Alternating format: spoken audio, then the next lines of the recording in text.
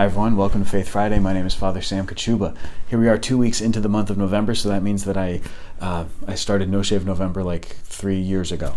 That cracks me up every time. I love it. Okay, here's the thing. I love things like No Shave November. I think it's great. Fully support it. I love seeing people get together for particular causes, for particular purposes, having a sense of unity, a sense of community. You might check out the Nazarite Challenge by Catholic Beard Balm. All right, the Nazarite Challenge is intended to bring men together to pray, to fast, to grow beards, to have community, to grow in their faith throughout the entire month. So I really encourage you to do that.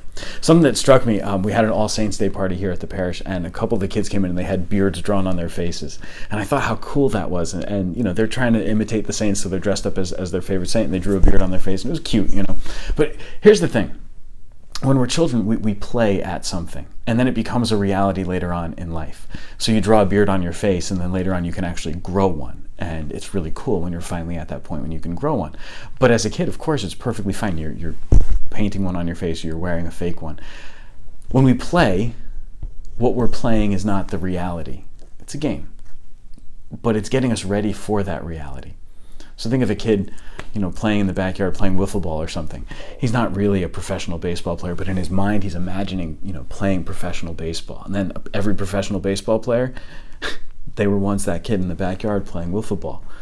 They were envisioning, imagining being in that place, in that key game, in that key position. They were thinking all about how they would react when they hit the game-winning home run, or when they got the final strikeout. They were thinking all about it. The same thing happens at Mass. When we go to Mass, you weren't expecting this, when we go to Mass, we're getting a little foretaste of heaven. We're playing at heaven. You see, at every single Mass, we're united with the hosts of angels and saints in heaven around God's throne. But in a very real way, we are not experiencing the fullness of heavenly glory. But Mass is intended to give us just a little shadow of that. Because one day when we get to heaven, when we're there in front of God, we will be united with all the angels and saints for all eternity and praising God and worshiping.